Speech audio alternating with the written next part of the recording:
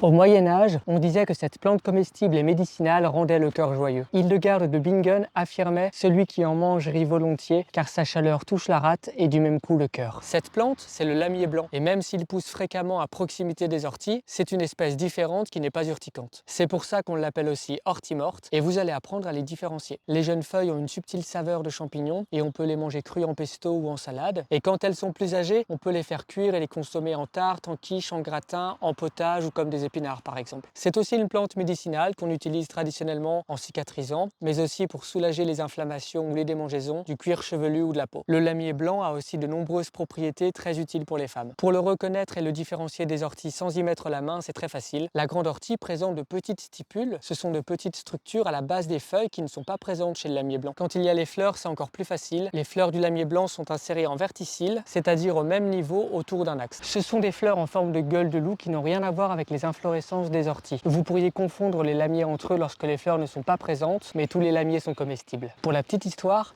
on plante le lamier blanc à proximité des plants de pommes de terre pour éloigner les doryphores. C'est bon à savoir.